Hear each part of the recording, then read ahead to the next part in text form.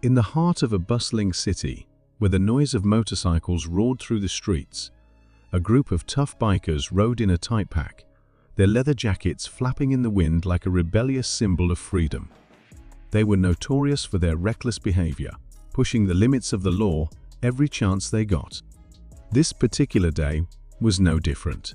As they approached a street corner, they noticed a lone female police officer standing by her squad car, her stance strong but calm, as if she was waiting for something.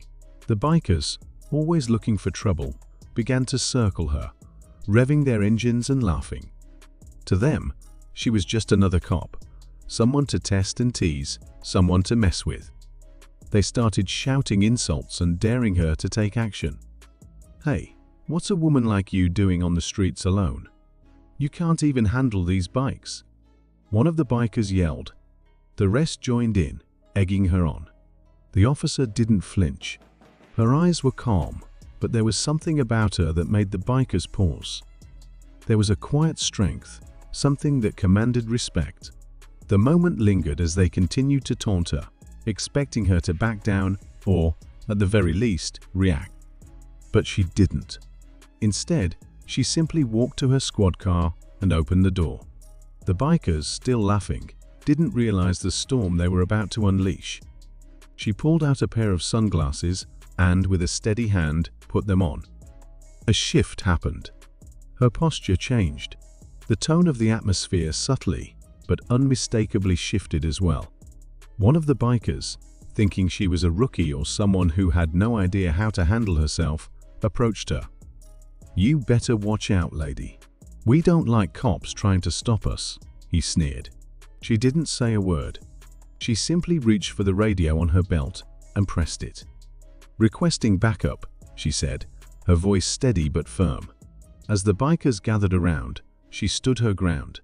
They were used to intimidating people, but this woman wasn't like the others. The sound of sirens wailed in the distance, but it wasn't the usual backup they were expecting.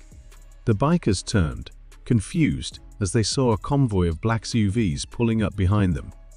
They knew this was different. One of the bikers, still trying to push buttons, asked, "Who's coming to back you up, lady?" Without missing a beat, she turned to face them. "Navy SEALs," she said. The bikers froze. The term Navy SEALs hit them like a ton of bricks. They laughed it off at first, dismissing it as a joke.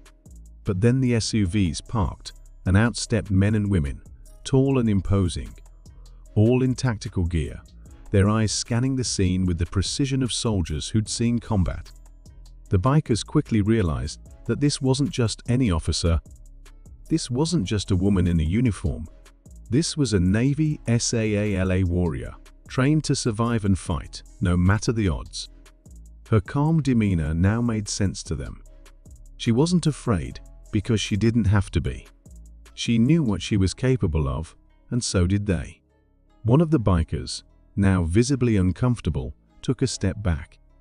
"We didn't mean to cause trouble," he muttered. The others, who had been so cocky moments before, now looked at the ground, the tension thick in the air.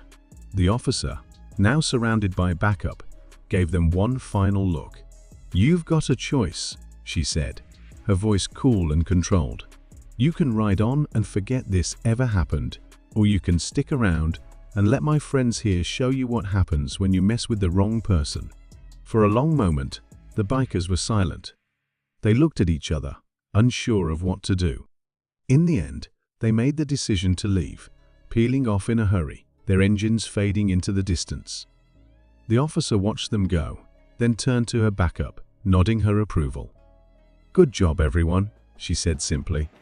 As the scene cleared, the young woman turned toward her squad car, the weight of the moment settling in.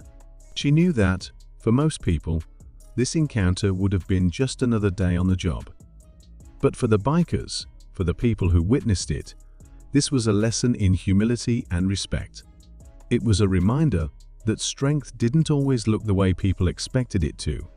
It wasn't about the size of your muscles, the power of your vehicle, or the bravado you carried. It was about who you were on the inside and how you carried yourself in the face of adversity. The bikers had come looking for a fight, but they left with a deeper understanding of what true strength meant. Not all heroes wear capes, and not all warriors are what they seem at first glance. Sometimes, the quietest, most unassuming people have the greatest power. And in that moment, the female cop proved just that.